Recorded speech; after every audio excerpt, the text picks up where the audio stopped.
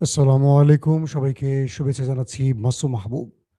প্রচুর কমেন্ট আসছে। সর্বপ্রথম কসাইয়ের খবরটা আগে দিয়েন মাসুম ভাই। এত কসাইয়ের খবর জানতে চান। কসাইয়ের কোনো খবর এখনো পাওয়া যায়নি। এটা ইরান দাবি করেছে যে তারা তার কার্যালয়কে গুঁড়িয়ে দিয়েছে। বাট আমরা অপেক্ষায় আছি তার নেক্সট কোনো স্টেটমেন্ট আসে কিনা। কারণ এই লোক তো তার কার্যালয়ে থাকার কথা না। তিনি তো যুদ্ধের ঘোষণা দিয়ে বাংকারে চলে যান অথবা দেশের বাইরে তার স্পেশাল বিমানে করে অন্য দেশে বসে অর্ডার দেন। এরা যে কত ভীতু জাতি সে তো কম বেশি আপনারা জানেন। যুদ্ধ করতে এসছে কাকে নিয়ে? আমেরিকাকে সাথে নিয়ে, যাতে একা মাইরটা না খায়। আমেরিকার মতো একটা বিশ্বমোড়ল পাশে থাকবে, নাম পাশে দিয়ে খেয়ে লাফালাফি করবে। "আয় তুই আমার কাছে আয়, দেখি কত পারিস।" আমেরিকা চলে গেলে দেখবেন লেজ গুটায় পালাইছে, অথবা ইরানের পা ধরে বসবে, "বড় ভাই ছাইড়া দে।" দর্শক, কিছু গুরুত্বপূর্ণ খবর দেব। রাত বেশি হয়ে গেছে। আপনারা সেহরি যারা খাবেন অবশ্যই, বাংলাদেশের দর্শক আর প্রবাসের দর্শক সবার টাইম আলাদা। তাই ১০-১২ মিনিটের মধ্যে শেষ করব। লাস্ট আপডেট হলো যে আমেরিকা এসছিল মধ্যপ্রাচ্যকে বাঁচানোর নাম করে বিশাল, বিশাল ঘাঁটি তৈরি করে আরব রাষ্ট্রের মধ্যে বসেছিল এবং আরবের পেট্রো ডলার পকেটে করে বাড়ি ফিরছিল। সেই আমেরিকা শেষ পর্যন্ত আরবের সাহায্যে এখন লুকাচ্ছে। অর্থাৎ আরব আমিরাত, সৌদি, কাতার, কুয়েতে ইরান যখন ধোলাইটা শুরু করেছে, তখন সেই সেনারা, বুঝছেন তো, পশ্চিমা সেনারা কোথায় পালাবে? কাতারের যারা আছেন, কাতারের পুলিশের সহযোগিতা নিয়ে স্পেশাল বিমানে হারিয়ে যাচ্ছেন। দুবাইতে বিশেষ বিমানে করে তারা গোপন জায়গায় চলে যাচ্ছেন। কুয়েতে, আরব আমিরাতে, সব জায়গায়। কিন্তু এই ঘাঁটিগুলো যুগের পর যুগ কেন গড়েছিল আমেরিকা? যে তোমাদেরকে আমরা বাঁচাবো ইরানের হাত থেকে বা তোমাদের শত্রুদের হাত থেকে। এখন তারা নিজেরাই পালাতে শুরু করছে আরবদের রেখে। আরবরা বলছে, তোমরা আমাদের বাঁচাতে এসেছিলে, এখন তোমরা পালাচ্ছ কেন? তাহলে তোমাদেরকে এত বছর ধরে যে আমাদের তেল বিক্রি টাকাগুলো দিয়েছি, তোমাদের কাছ থেকে যে অস্ত্রগুলো কিনেছি, ডিফেন্স সিস্টেম কিনেছি, এগুলো আমাদের কি লাভ হচ্ছে?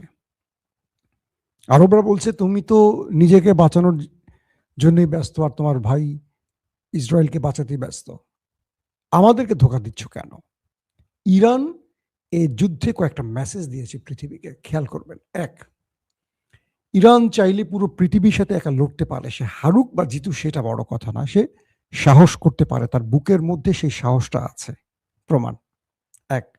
প্রমাণ টু, আরব বিশ্বকে বুঝিয়ে দিয়েছে ইরান যে আমি যদি তোমার বিরুদ্ধে লাগি, তোমার আব্বা তোমাকে বাঁচাতে পারবে না। তুমি আমার সাথে আপোষ করে চলো, তুমি তোমার বন্ধু পরিবর্তন করো, তুমি আমাকে বন্ধু না বানিয়ে তুমি এত হাজার মাইল দূরের একজন বন্ধু বানিয়েছো যে নিজে বিপদে পড়ে নিজেই পালাচ্ছে তোমাকে সামনে রেখে। তুমি কাকে বন্ধু বানিয়েছো? আমি যে তোমাদেরকে মারছি একা, তোমার আব্বাকেও মারছি, তোমার বড় ভাই ইসরায়েলকেও মারছি, তোমাদেরকেও মারছি। আসো, তুমি চিল্লায় পাল্লা করতেছো কেন? আসো, একটা মিসাইল মারো আমাকে। আমি তোমার আব্বার ঘাঁটি উড়িয়ে দিয়েছি, তোমার আব্বারা পালিয়ে উঠছে হোটেলে, হোটেল উড়িয়ে দিয়েছি। সেখান থেকে পালিয়ে গেছে রিসোর্ট কেন্দ্রে, সেটাও উড়িয়ে দিয়েছি। সেখান থেকে চলে গেছে আরেক জায়গায়, সেটাও উড়িয়ে দিয়েছি। এরপর তারা আরেক জায়গায় পালিয়েছে। এভাবে তারা পালাতে থাকবে। তাহলে তোমাদের লাভ হলো কি? এখন পর্যন্ত কোনো আরবের দেশ পাল্টা আঘাত ইরানে করার সাহস করেনি। তারা সম্মিলিত আক্রমণের প্ল্যান করছে। তারা আবার ভাবছে, যদি আমরা আক্রমণ করি ইরানে, তাহলে তো আমাদের সাজানো গোছানো দেশটাকে ইরান রাখবে না, তামা তামা করে ফেলবে। অর্থাৎ আমরা একটা আক্রমণ করলে ইরান তো অনুমতি পেয়ে যাবে, বৈধতা পেয়ে যাবে, তখন ইরান আমাদের পিঠের চামড়া রাখবে না। এই জন্য আরব রাষ্ট্রগুলো ২ পা সামনে যাচ্ছে, ১০ পা পেছনে যাচ্ছে। ১০ পা পেছনে যাচ্ছে।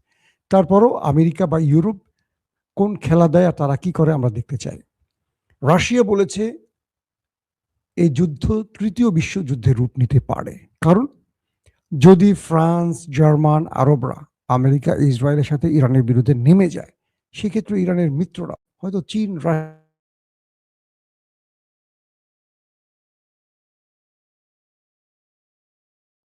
আবার প্রবলেম। পাশাপাশি যে প্রবলেমগুলো তৈরি হচ্ছে, ইরান যে সিরিজ অ্যাটাকগুলো করছে এবং ইরান তার লুকানো অনেক দুর্দান্ত মিসাইল যেগুলো আগে ব্যবহার করেনি। ইরান বলেছিল যে আমরা তোমাদেরকে সারপ্রাইজ দিব, সেই সারপ্রাইজ শুরু হয়ে গেছে। এমন এমন মিসাইল মারছে যেগুলো পৃথিবীর কোনো আকাশ প্রতিরক্ষা সিস্টেম ইন্টারসেপ্ট করতে পারছে না। এমন এমন মিসাইল মারছে যেগুলোর ক্ষতি এত বেশি যেটা কল্পনা করতে পারছে না। কারণ ইরান এর আগে যে মিসাইল ব্যবহার করেছে সেই মিসাইলের ক্ষতির পরিমাণ মোটামুটি সবাই আন্দাজ করেছে। এবার এমন কিছু করছে ইরান যেটার ক্ষতির পরিমাণ কেউ বুঝতে পারছে না। এটা নিয়েও বড় রকম টেনশন। দিন যাচ্ছে তারা আরো ভয় পাচ্ছে যে ইরান আরো কি সামনে নিয়ে আসে, আরো কি। একদিকে হরমুজ প্রণালী পুরো কন্ট্রোলে রেখে মাই শুরু করছে, একদিকে আকাশে তারা শত্রুর বিমান ফেলে দিচ্ছে। কুয়েতে দেখলেন, যদিও ফ্রেন্ডলি বলছে এটা ফ্রেন্ডলি ফায়ার, কিন্তু ধারণা করা হচ্ছে এটা ইরানি ফেলে দিয়েছে। পাশাপাশি আমেরিকা ড্রোন ফেলে দিচ্ছে, দখলদারদের ড্রোন ফেলে দিচ্ছে। সবকিছুর মাঝে খবর আসছে যে পশ্চিমাদের ট্রাম্প কাকুর প্রচুর সেনা নাকি ওপারে চলে গেছে। দখলদারদেরও অনেক ক্ষয়ক্ষতির খবর আসছে। এর মধ্যে সবচেয়ে বড় প্রশ্ন হলো, আজকেও পেন্টাগনের প্রধান, মানে যিনি এই যুদ্ধের প্রধান, তিনি সাংবাদিকদের সামনে হাজির হয়েছেন। Chief of staff chairman general, যার নামটি আমি গত দুদিন আগে আপনাদের বলেছি, তিনিও গণমাধ্যমের সামনে এসেছেন। তিনি বলেছেন, আমি ট্রাম্পকে বলেছিলাম এই যুদ্ধে আমাদের জয়ের সম্ভাবনা কম। তারপর তিনি যুদ্ধে নেমেছেন। আমাদের ব্যাপক ক্ষয়ক্ষতি হচ্ছে, কিন্তু আমরা যেহেতু যুদ্ধের মাঠে আছি আমাদের লড়াইটা চালিয়ে যেতে হবে। পেন্টাগনের প্রধান বলেছেন, হে ইরানবাসী, আমাদের কাজ আমরা করে দিয়েছি, এবার তোমরা রাস্তায় নামো। তার মানে রেজিম চেঞ্জ ঘটাও। আমেরিকাকে ইসরায়েল বুঝিয়েছিল যে আমরা যদি খামিনি এবং মন্ত্রী পরিষদ এবং আইআরজিসির শীর্ষ ব্যক্তিদেরকে মেরে ফেলি তাহলে ইরানের জনগণ রাস্তায় নেমে যাবে, সরকার পতন ঘটে যাবে। কিন্তু ইরানের জনগণ রাস্তায় নামেনি, বরং তারা নিজের দেশ রক্ষা ঐক্যবদ্ধ হচ্ছে। আর রেজা শাহ পাহলেভির যারা আছেন অনুগত, তারা এখন ভয় পাচ্ছেন যে রাস্তায় নেমে কোন ধোলাইটা খাই। কারণ ইরানের জনগণ এখন রাস্তায় আছে, কাউকে ছাড় দেবে না। সবকিছু মিলে ডোনাল্ড ট্রাম্পের যে প্ল্যান ছিল রেজিম চেঞ্জ, সরকার পতনের, সেই প্ল্যানটা ব্যর্থ হয়ে গেছে। এখন ট্রাম্প বলেন, পেন্টাগনের প্রধান বলেন, ইসরায়েল বলেন, সবাই বলছে রাস্তায় নামো, রাস্তায় নামো। কেউ রাস্তায় নামছে না ইরানের। কি করণীয় এখন? ট্রাম্প আকাশ থেকে যে স্ট্রাইক চালাচ্ছে, এভাবে কখনো ইরানের সরকার পতন হবে না, মরে গেলেও হবে না। অবকাঠামোর ক্ষতি হবে, কিছু মানুষের প্রাণ যাবে, কিন্তু রাষ্ট্র দখল বা সরকার পতন হবে না। কি করণীয় আছে এক্ষেত্রে?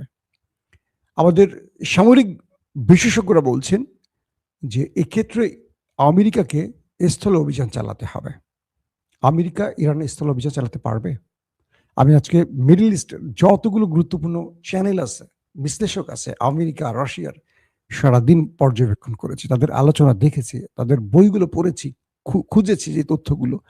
ভৌগোলিকভাবে ইরান এমন একটি পজিশনে আছে, চারদিকে পাহাড় পর্বত বেষ্টিত। ইরানকে আক্রমণ করার বিশাল ব্যয়বহুল একটি ব্যাপার আছে আমেরিকার জন্য। এবং পথে পথে যারা ইরানে আক্রমণ করবে তারা গাড়ি, মানে তাদের ট্রুপ ক্যারিয়ার, সামরিক সরঞ্জাম, সামরিক সদস্যদের প্রাণ সব ক্ষয়ক্ষতি হবে। কারণ পুরো পথে পথে ইরান মাইন পুঁতে রেখেছে। আকাশ থেকে যেটুকু পারবে তারা ক্ষয়ক্ষতি করবে, কিন্তু তারা যখন স্থলে অভিযান চালাতে আসবে, সেটা ইরাক দিয়ে আসুক বা যে কোনো রাষ্ট্র, মানে যে কোনো দেশ দিয়ে ঢোকার চেষ্টা করবে, চারদিকে যেহেতু পাহাড় পর্বত, বিশাল এলাকা, প্রায় কত 31টা না 32টা প্রদেশ, ইরানের 31 থেকে 32টা প্রদেশ, এর মধ্যে 24টা প্রদেশে আমেরিকা ইসরায়েল অ্যাটাক করেছে, কিন্তু ইতিমধ্যে 24টায়। তারপরও ইরান বলছে যে না, এই যুদ্ধ ওরা শুরু করেছে, আমরা শেষ করব। দমে যাচ্ছে না, মাইট চলতেছে। ইরানে আক্রান্ত হচ্ছে, কিন্তু ইরান, পৃথিবীর বড় বড় গণমাধ্যম বলছে না হয়তো, কিন্তু ইরান পাল্টা আঘাত করে যাচ্ছে, এটাই শুধু এখন বলা হচ্ছে। এখন যে বিষয়টা তৈরি হয়েছে যে ইরান যত রকম বাধা আসুক, তারা বলছে যদি আমেরিকা স্থল অভিযানে আসে আমরা অপেক্ষায় আছি। কারণ এই পাহাড় পর্বত দিয়ে, সরু পথ দিয়ে, অলিগলি দিয়ে, পাহাড়ের ভেতর দিয়ে তারা যখন আসবে, একটা মাইন বিস্ফোরণ হবে। আমেরিকা এই লম্বা যুদ্ধে যেতে চাচ্ছে না। আর ইরানের পক্ষ থেকে আজকেও বলা হয়েছে যে আমরা লম্বা যুদ্ধের জন্য, দীর্ঘ যুদ্ধের জন্য প্রস্তুতি নিয়েছি। ট্রাম্পের গলা শুকিয়ে গেছে ইরান যখন বলছে আমরা লম্বা যুদ্ধের জন্য প্রস্তুতি নিয়েছি। কারণ লম্বা যুদ্ধ ট্রাম্প চান না। ট্রাম্প চাচ্ছেন একটা স্ট্রাইক চালাবেন, একদিন দুই দিনে প্রথম সারির ব্যক্তিদেরকে মেরে দিবেন, রেজিম চেঞ্জ ঘটে যাবে। কিন্তু ট্রাম্প, ইসরায়েল বা যারা যুদ্ধের মূল পরিকল্পনাকারী, তারা বুঝতে পেরেছেন যে ইরান দমে যাচ্ছে না বা দমে যাবে না। ইরান আর ৭ থেকে ১০ দিনের যুদ্ধ চালিয়ে দিলে পুরো মধ্যপ্রাচ্য অচল হয়ে যাবে। ইতিমধ্যে মধ্যপ্রাচ্যের সাথে পুরো পৃথিবী বন্ধ হয়ে গেছে, বিমান চলাচল বন্ধ হয়ে গেছে। কাতারের গ্যাস ক্ষেত্রে হামলা হয়েছে, পুরো গ্যাস বন্ধ। ইউরোপে গ্যাসের দাম ৫০-৬০% বেড়ে গেছে। ২ দিন পর ইউরোপ গ্যাস পাবে না, ইউরোপ অচল হয়ে যাবে। গ্যাস ছাড়া ইউরোপ চলতে পারে না, জানেন তো, ঠান্ডার দেশ। এবং হরমুজ প্রণালী ইরান বন্ধ করে দিয়েছে। এই হরমুজ প্রণালী বন্ধ করে দিলে পুরো এশিয়া বা আমাদের এই পুরো অঞ্চলটা গ্যাস পাবে, মানে তেল পাবে না। তেলের দাম বাড়বে কি? তেলের দাম তো আকাশচুম্বী হবেই। কলকারখানা বন্ধ হবে। তেল না পেলে দাম দিয়ে কি হবে বলেন? তেল তো পেতে হবে। আবার ধরেন, যেটা আমরা গালফ অফ এডান বা লোহিত সাগর বলি, যেটা আমি আপনাদের বিগত ফিলিস্তিনের নিউজে সবসময় বলতাম, বাবুল মান্দাফ, মনে আছে সেই বাবুল মান্দাফ নামটা? যারা আমার নিয়মিত দর্শক তারা জানেন। এই বাবুল মান্দাফটা দখলে আছে হুতিদের। এই বাবুল মান্দাফ হুতিদের দখলে, যেটা ইরানের প্রক্সি বাহিনী। ইরানের কাছে আছে হরমুজ প্রণালী, দুটোই তাদের দখলে। এই দুটো বন্ধ করে দিলে মধ্যপ্রাচ্যের তেল রপ্তানি পুরোপুরি বন্ধ, গ্যাস রপ্তানি পুরোপুরি বন্ধ। একদিকে ইউরোপ শেষ, একদিকে পশ্চিমা দুনিয়া শেষ। আমরাও তো মাইনকা চিপায় পড়বো। হয়তো মুসলিম রাষ্ট্র হিসেবে আমাদেরকে ছোটোমাটো কিছু দিবে, ছাড় দেবে, ইরান বা সৌদি আরব কিছু ছাড় দেবে। তো এখন কি করবে?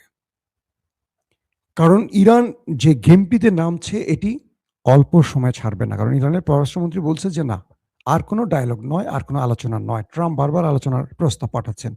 তারা যুদ্ধ লম্বা করবেন, তারা প্রতিশোধ নেবেন এবং ইরান গেরিলা পদ্ধতিতে চলে যেতে পারে যুদ্ধ। কি কারণে? ট্রাম্প যখন দেখবেন যে কোনোভাবে আর ইরানকে কবজা নিতে পারছে না, তিনি স্থল বাহিনী পাঠাতে চাইবেন, ন্যাটোকে নিয়েও হয়তো তিনি ঢোকার চেষ্টা করবেন। তখন চীন পুরোপুরি তালেবানদের মতো গেরিলা সিস্টেমে চলে যাবে। গেরিলা পদ্ধতিতে ইরানের সাথে পেরে ওঠার সম্ভাবনা খুব কম।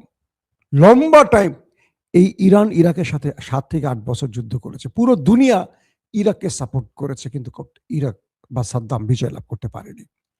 তো এখন আফগানেই তো পারেনি আমেরিকা ২০ বছর থেকেও। এক তালেবানদের কাছে কিচ্ছুই নেই, কয়েকটা মান্দাত আমলের বন্ধু। এরা পাহাড়ে ঢুকে যেত, রাতের অন্ধকারে বেরোয় হিট করত, আবার চলে যেত, কয়েকটা রকেট মারতো কাঁধে করে, ঠাস করে আবার গর্তে ঢুকে যেত। তো ইরান তাদেরকে এখন টেনে আনবে স্থল অভিযানে, যে আসো তোমরা ঢোকো, তোমাদেরকে আমরা প্যাকেট করে পাঠানো শুরু করব। আর পুরো দেশের মধ্যে যেহেতু পাহাড় আর পর্বত, সেনাবাহিনীর নিজেকে সেভ করার জন্য যথেষ্ট এলাকা আছে। কি পরিমাণ অ্যাটাক করবে? পাহাড়ি অঞ্চলে অ্যাটাক করে আফগানি তো পারেনি, আফগানিও কিন্তু পাহাড়ি অঞ্চল। তো ইরানের সেনারা থাকবে ম্যাক্সিমাম পাহাড়ের গুহার মধ্যে। প্রচুর বাংকার তৈরি করা ইরানের মধ্যে, প্রচুর বাংকার। আপনারা দেখেন না যে ইরানের পারমাণবিক কেন্দ্রগুলো পাহাড়ের নিচে গর্ত করে সেখানে করছে, যেখানে বাংকার ব্লাস্টার বোমা মেরেও কিছু করতে পারছে না। আজকে নাতানজ পারমাণবিক কেন্দ্র হামলা হয়েছে। তো সবকিছু মিলে ডোনাল্ড ট্রাম্প একটা বড় চিন্তায় পড়ে গেছেন, চাপে পড়ে গেছেন। পেন্টাগন এখন বলছে বা তার সেনাবাহিনী বলছে যে আপনাকে নিষেধ করেছি, কি করবেন এখন? যখন ইরান বলছে যে আমরা দীর্ঘ যুদ্ধের জন্য রেডি, এখন গলা শুকিয়ে গেছে। ইউরোপ আমেরিকা এখন সংকটে পড়ে গেছে, গ্যাস বন্ধ, তেল বন্ধ, সবকিছু বন্ধ হচ্ছে। বিমান চলাচল বন্ধ হওয়ায় মধ্যপ্রাচ্যে খাদ্য আসা বন্ধ হবে। পুরো পৃথিবী অস্থির হয়ে পড়বে এই লড়াইতে। আমরা কাকে সমর্থন করি তার চেয়ে বড় জিনিস, আমরা যে নীরবে বসে আছি তার মাসুল এখন আমাদের দিতে হবে। কারণ ওরা বড় বলে, বাংলাদেশই তো ইরানের হামলার প্রতিবাদ করতে পারেনি, আমেরিকা নাখোশ হবে বলে। তো এই পরিস্থিতিতে আমরা কেউ বাঁচব না। আগামী দিনটা খুব ভয়াবহ দিন আসতে যাচ্ছে। আমরা চাই এই যুদ্ধ বন্ধ হোক, আমরা চাই এই অমানবিকতা বন্ধ হোক, পৃথিবীতে শান্তি আসুক। আমরা শান্তির পক্ষে। প্রত্যেকে ভালো থাকবেন। আল্লাহ হাফেজ।